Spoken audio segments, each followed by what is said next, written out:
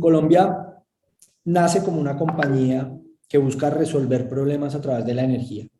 Y uno de los focos principales de la compañía es cómo lograr impactar a través de la energía solar y generar transformación. Principalmente, esto pues digamos que nace como una iniciativa que yo fundo desde la distancia, porque yo todavía vivía en Abu Dhabi cuando fundo Colombia, y lo que busco con esta compañía puntualmente es qué puedo hacer diferente, qué puedo hacer diferente a todo lo que harían los competidores en energía solar.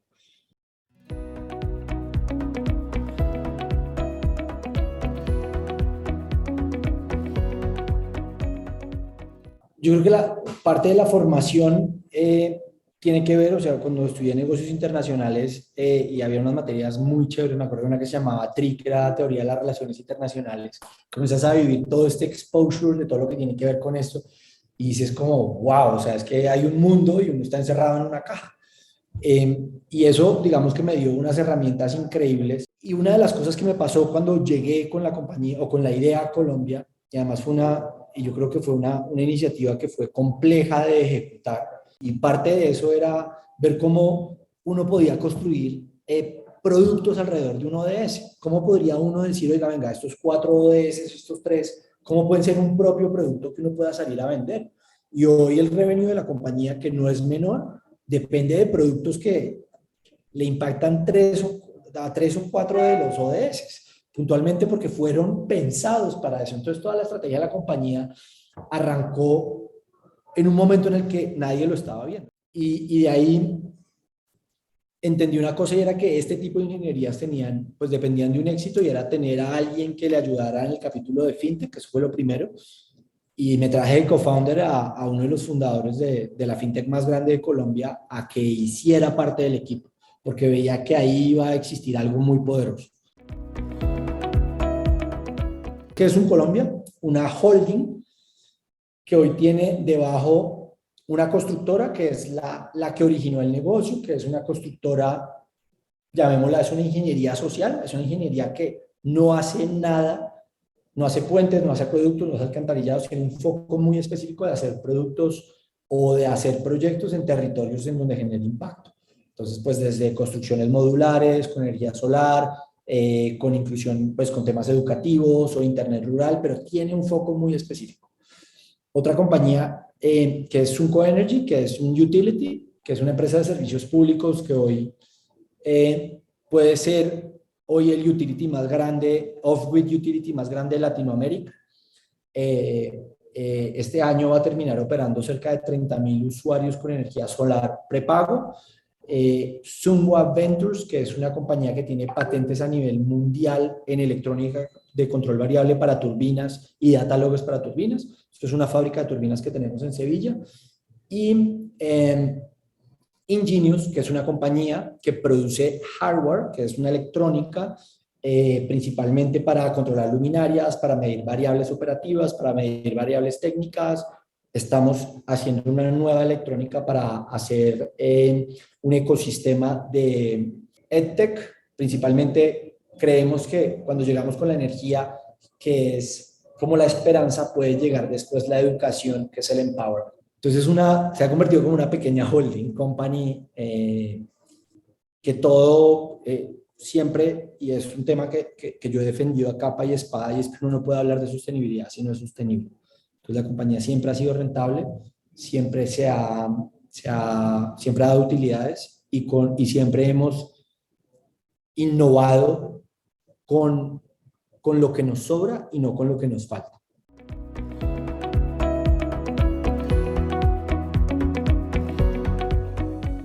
Es un tema bien interesante y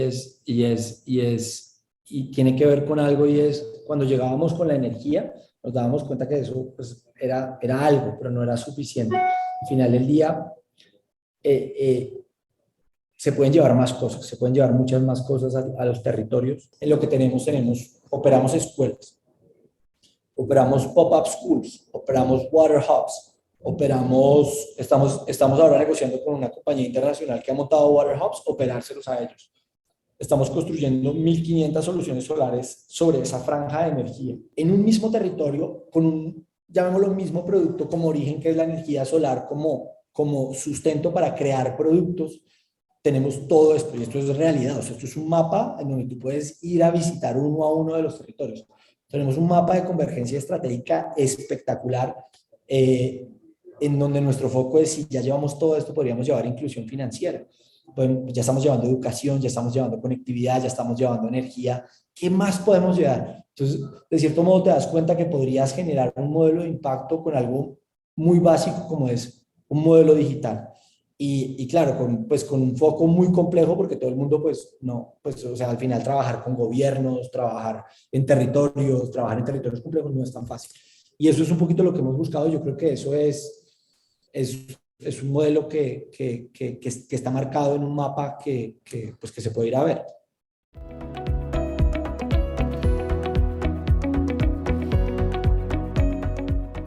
En el diseño de productos sí están los objetivos de desarrollo sostenible. En los objetivos de impacto yo creo que es un poquito, y eso es algo que hemos venido aprendiendo, y lo digo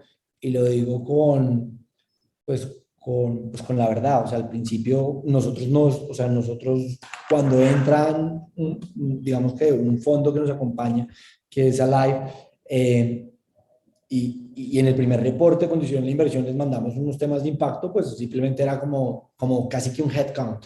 Como mira, pues no sé, este proyecto tenía 200 cabezas y tal, pero no era nada profundo. O sea, en realidad nosotros habíamos creado unos productos porque era como la fórmula y ni siquiera era como el checklist, oiga, este cumple, si no cumple lo ponemos, sino simplemente el producto ya originalmente tenía esa concepción. Y todo lo que genera a partir de ahí, pues sí, puedes generar millones de métricas de impacto. Entonces, puntualmente cuando, por ejemplo, iba a poner el caso puntual, entonces, pues no sé, el primer informe fue un tema de impacto, entonces dijimos, no, X viviendas con energía y X escuelas con energía y X temas con educación. Entonces dijeron, wow, chévere. Y en el segundo informe, cuando ya teníamos, digamos que el acompañamiento de ellos, nos dimos cuenta que era casi el triple, principalmente porque estábamos midiendo cosas que no se estaban midiendo. Y aquí no estoy hablando del green, de que un panel solar genera un greenhouse emission y eso ni siquiera lo medimos. Para nosotros eso es granted, o sea, eso lo hace el panel y eso en realidad hay un gran debate alrededor de eso y eso no lo consideramos impacto y nunca hemos dicho nuestras instalaciones on grid como, pues, o sea, de ese capítulo del greenwash no hace parte del discurso de la compañía y jamás lo ha hecho, porque al final eso es lo que es. Ha sido muy enfocado en el territorio, en la gente, en venga, oiga, usted tenía esto, hoy tiene esto, o yo le puse una nevera, usted vendía un pescado, ahora vende 10. Oiga, yo le puse esta escuela, usted antes no estudiaba, ahora tiene tablets y no sé qué. Oiga, en esta escuela están viniendo sus padres también a estudiar. Y claro, ahí ya comienzas a medir cosas bien complejas, ahí comienzas a meterte en temas bien interesantes que además que al principio uno siente como, wow, estos reportes vamos a tener, pero realmente es que tienes que conocer el cliente y conociendo el mercado puedes desarrollar más productos. Inclusive del informe de medición de impacto está saliendo una nueva división de negocio de la compañía que puede ser gigantesca. De ese calibre es la oportunidad. Entonces, la respuesta es, yo creo que a raíz de los ODS se genera la estrategia y el impacto ya es un colateral. Y ahí ya decides medir lo que quieres.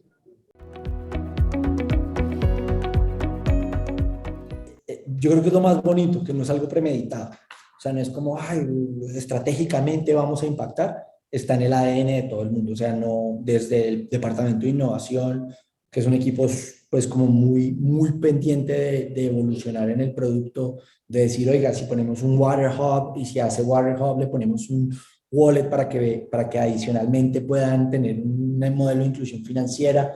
Si ponemos medidores prepago en La Guajira y a esos medidores prepago le ponemos el wallet y pueden vender pines de Netflix o podemos poner microcréditos.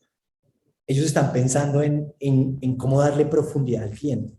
Y cuando le están dando profundidad a un cliente que ha sacado de la nada, que no era considerado cliente para nadie y que hoy es considerado un sujeto de algo, que es lo que pasa en el mundo off-grid, offline, que es la gente está desconectada de la red y desconectada de las telecomunicaciones y no es considerada un usuario, como sería un usuario de la ciudad que es hoy por lo que valen las compañías que están, digamos que en el mundo del crecimiento exponencial y están pasadas por número de usuarios.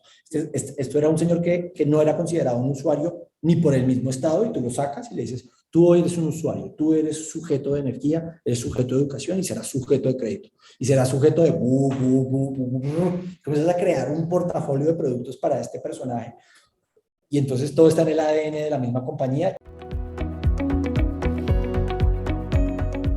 Cuando se nos acerca a Live, Acumen en su momento, se acercan ellos a nosotros, ven por alguna razón resultamos y nos comenzaron a preguntar y literalmente abrimos o comenzamos a estructurar lo que sería la ronda, pero prácticamente fue como una guía de paso a paso de cómo hacer una ronda con ellos, no porque no quisiéramos, sino que no era algo que estuviéramos buscando porque lo necesitáramos. La compañía siempre ha tenido la rentabilidad suficiente como para no depender.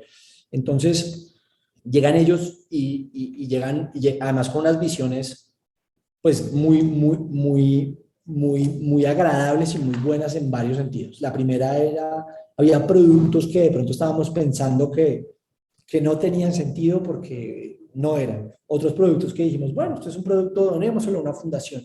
Y de pronto llegan y dicen, no, venga, y nos ayudaron en un orden estratégico de decir, esto es un productazo y se lo estoy diciendo con conocimiento de causa, esto es algo que podría escalarse, esto es algo que tal.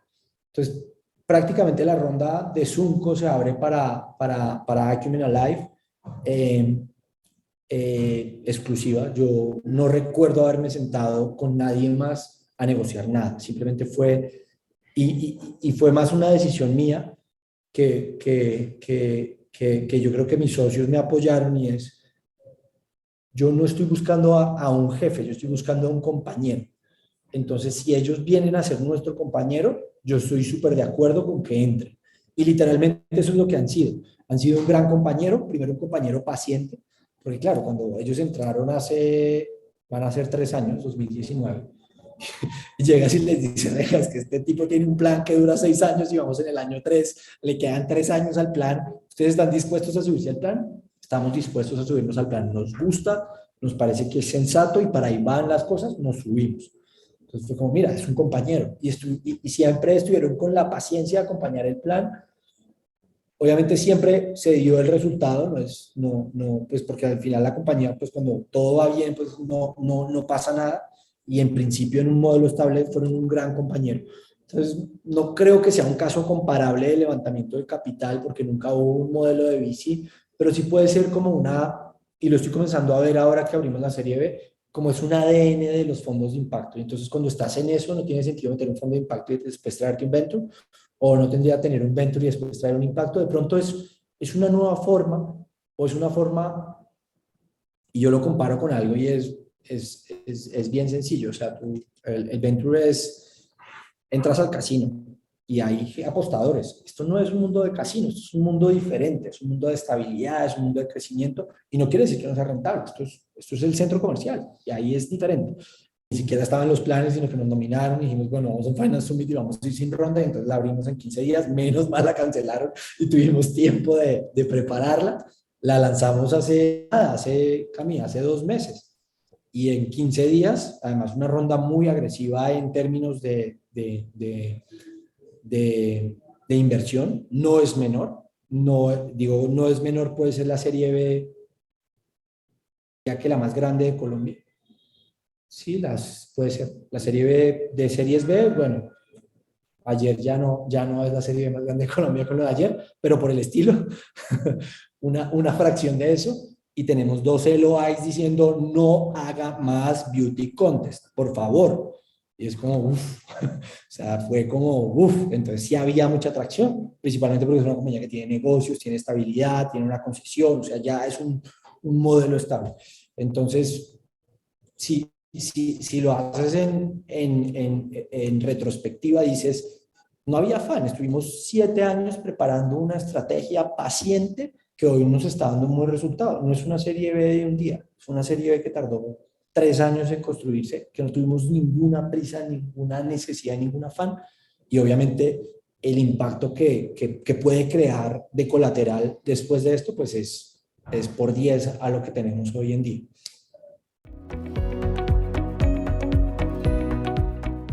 te llega esa super ola que te sube y que dijimos, bueno, ya probamos todas las teorías con esto, todo fue bien y multiplica eso ahora por 10 porque ya todo está probado, o sea, no hay nada que probar acá.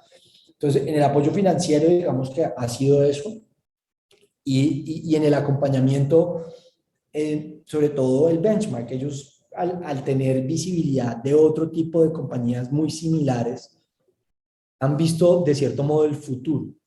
Iba a decir, el futuro es cosas que ya pasaron con otras compañías oye, mira, nosotros vimos que en esta compañía pasaron estas cosas, estás teniendo este mismo patrón, no vayas por ahí.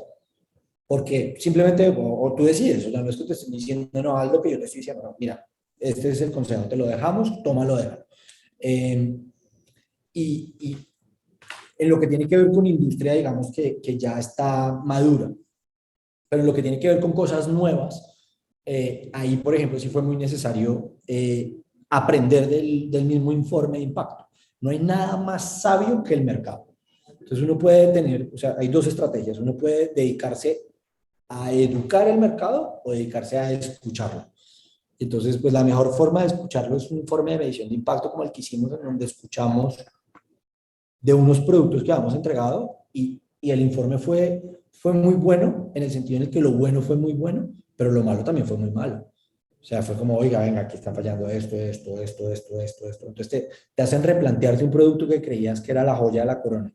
Y entonces dijimos, venga, nosotros teníamos un productazo, lo vendíamos súper bien, éramos únicos en él, nadie nos competía, habíamos logrado algo diferencial y nos lo están criticando los mismos usuarios. Entonces el cliente muy feliz porque te lo compró, porque los grandes utilities se dijeron, oye, este es el productazo, vamos a tal, se ganaron premios Andesco a la sostenibilidad con nuestro producto, pero en territorio el producto tenía un par de falencias. Y uno de los últimos clientes, que era una petrolera, dijo, oiga, yo es que estoy muy metido en el tema de estos temas de educación y yo creo que a esto le hace falta cosas que usted no está poniendo. Entonces, alguien que esté dispuesto a criticártelo y que después el mismo mercado que es tu cliente final te lo confirme. Y eso nos obligó a crear prácticamente un replanteo de la parte técnica del mismo producto en el capítulo, puntualmente en el educativo, y ha sido una revelación porque lo que estamos sacando ahora puede ser 10 veces mejor y sobre todo puede ser exportable, porque antes no estábamos pensando en salir a otros países.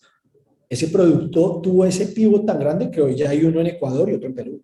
Perdón, en Ecuador y en Panamá, ya construidos. Entonces dices, oye, ya lo logré exportar porque logré ese pivot que antes no había logrado con ese input que salió además del informe de impacto. Si no hubiéramos hecho el informe, jamás nos hubiéramos dado cuenta que teníamos ese error.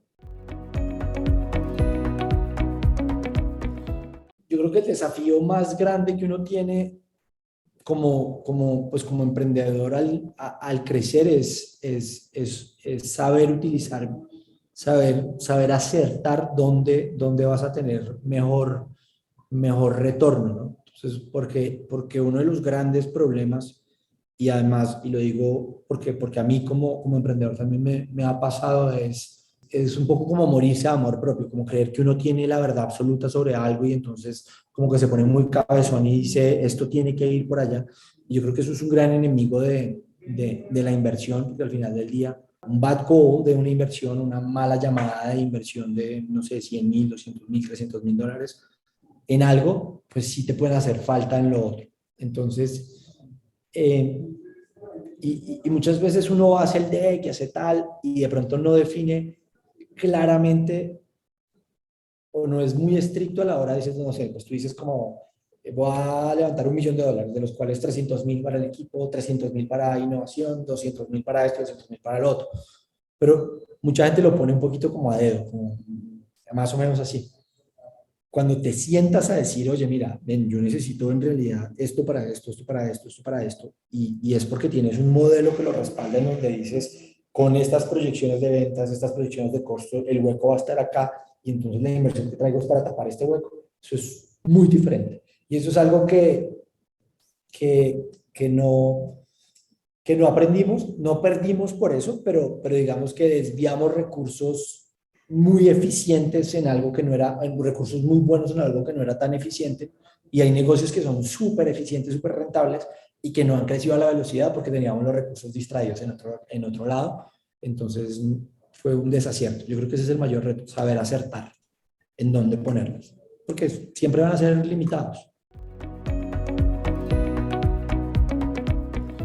La voy a responder con honestidad. Uno muchas veces la, no sé si la inmadurez o la falta de conocimiento de cosas o el afán le limitan tomar las decisiones acertadas en cuanto a la negociación.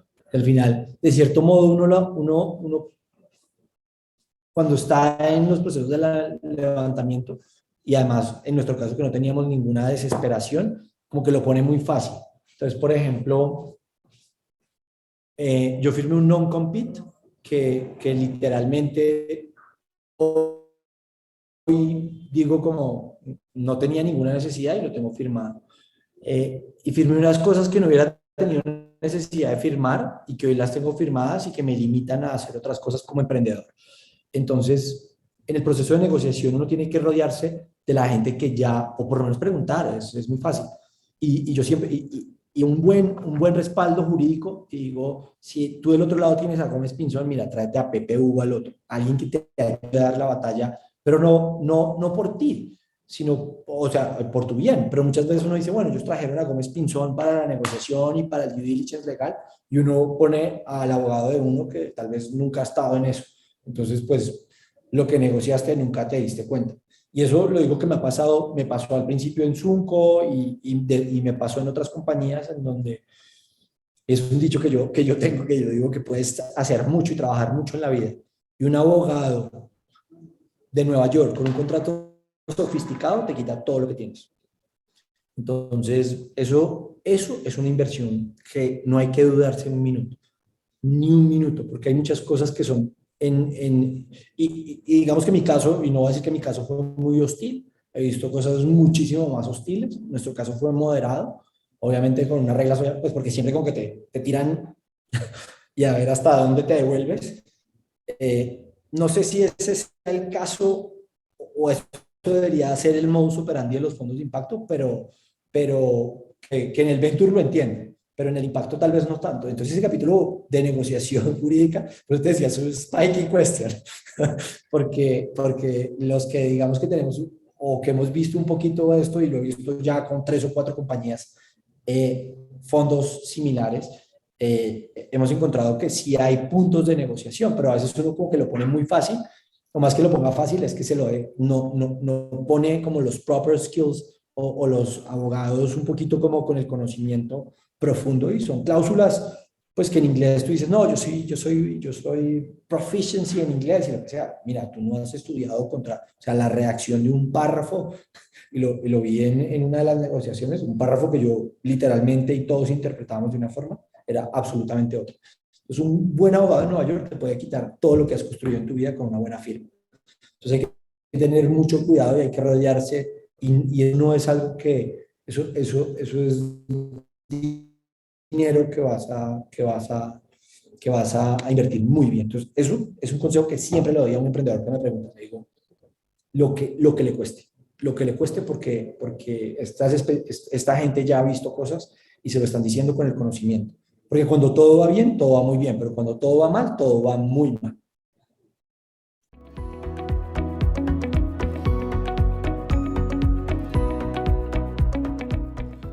No, en principio, digamos que siempre es una junta directiva. Eh, yo siempre he sido el gerente general y he sido también miembro de junta. Ahí hay como algo que, digamos que juega a dos bandas porque al final pues la junta audita al gerente. En este caso pues es difícil, además soy el emprendedor y todavía digamos que de manera indirecta soy de manera individual pues uno de los accionistas que más participación tiene. Entonces pues es difícil, ¿no? Porque al final eres como 3 partes. Aprender a separarlo lo primero. Entonces, pues cuando yo estoy en la junta y me paro como, ustedes son 4, yo soy miembro, pero yo no puedo decir nada. Entonces, es una curiosidad que existe, eh, que yo me he rehusado a que deje de estar. Es decir, si el día que quieran que deje de ser miembro de junta, primero dejo de ser gerente. Eh, Sin embargo, hemos convivido bien con eso porque no hemos tenido problemas. si hubiéramos tenido problemas, de pronto no hubiera sido el mecanismo sano. Pero en principio somos 4 miembros, 5 miembros, perdón, y uno es el fondo, otros, digamos que somos, en realidad es que el cap table somos 3, Acumen y otros 2, o sea que nos repartimos los 5 puestos ahí. No ha sido una compañía como que tiene 25 en el cap table y que tienen que pelearse el puesto de junta y demás. Entonces, en el gobierno, digamos que en lo que tiene que ver con la junta directiva y en la asamblea pasa lo mismo, porque la asamblea es la misma junta. Entonces, es muy práctico, todavía conservamos esa facilidad y esa habilidad. La junta tiene o digamos que tiene unos vetos, tiene unas limitaciones o limita al gerente en algunas cosas, por ejemplo, contrataciones de X valores y eso siempre tienen, o por lo menos lo revisamos en la Junta para que las decisiones, digamos que de contratación y eso, pues sean compartidas, sobre todo en temas públicos. Hay cosas a las que decidimos no ir o renunciamos ir por X o Y motivo. Ahí hay vetos. ¿Qué otra cosa te podría contar así como específica?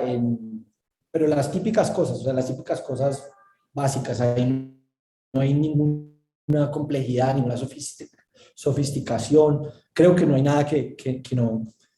y yo lo agradezco porque al final del día, en la medida en que le metes tanta sofisticación, le quitas velocidad a la misma evolución y la innovación de la compañía.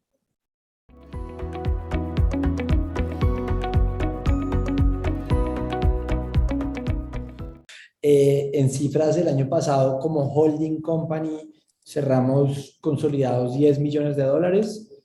Este año se espera unos 15 millones consolidados como holding y un EBITDA muchísimo mejor. Hemos logrado muchas eficiencias porque hemos mantenido un equipo muy robusto que puede atender hasta casi 20 millones en contratación y en proyectos. Eso de ahí, principalmente en 3 líneas de negocio que son construcción, que llamaríamos todo tipo de construcciones solares tradicionales, paneles, bla, bla, bla, techos y demás. Construcción de valor agregado, que además como empresa de ingeniería se llama EPC, que es Engineering Procurement and Contracting, y fuimos muy creativos y pusimos EPC más.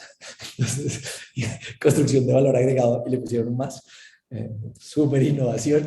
En IPC más, que es como el caballito de batalla, que son las hubs, los water hubs, los centros de emprendimiento, las escuelas, que ya es un producto, digamos que concebido solo por nosotros y que no tiene competencia en Colombia porque tenemos o propiedad intelectual o porque tenemos la integración o porque hemos hecho para eso. Eso reporta casi el 40% de la facturación de la compañía. Y una nueva línea de negocio que ha sido muy exitosa a raíz de tener la experiencia constructiva y operativa, que es la de consultoría, en donde hemos comenzado a hacer consultoría a GGI. Estamos viendo unos temas pues con diferentes actores internacionales, inclusive USAID, el mismo gobierno en territorio, IPSE y demás.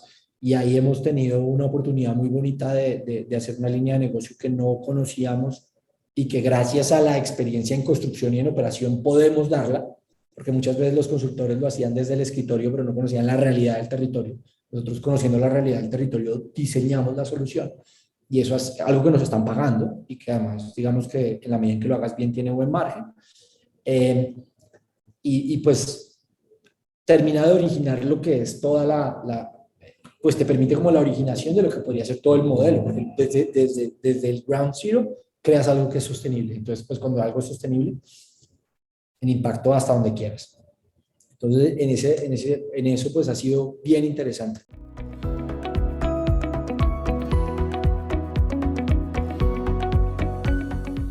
En temas de impacto, este año, pues, el año pasado estábamos en 3.600 soluciones de vivienda, este año vamos a operar unas 15.000, 20.000 cerraremos este año en operación. Eso pues son cerca de 100.000 personas que reciben un servicio de energía estable o que hoy al cierre de este año recibirán un servicio de energía estable subsidiado por la nación, a las cuales les podremos integrar un modelo de inclusión financiera, microcréditos, productos digitales y todo lo que trae este nuevo producto que estamos lanzando, que es un Utility Wallet. En términos de educación, este año vamos a cerrar cerca de 1.700 instituciones educativas impactadas con temas ya sea de energía solar, productos educativos, educación offline y todo lo demás. Ahí vamos como en 60.000 niños impactados y más de 3.000 maestros capacitados que todavía se mantienen en capacitación. Y en Greenhouse Emission, pues la suma de todo eso te da un Greenhouse Emission, pero eso no lo consideramos una métrica de impacto dentro de la compañía, ni en el on-grid ni en el off-grid aún. Eso comenzó con una Excel, muy centrado en el headcount que mencionaba al principio. Ahí comenzamos a ver que de pronto había mucho ruido y ese ruido no generaba nada de realidad. Y nos comenzamos a meter un poco más ahí con digamos, con unas variables que al principio, con el modelo de 60 decibels de Acumen, comenzamos a ver que había realmente como unos parámetros.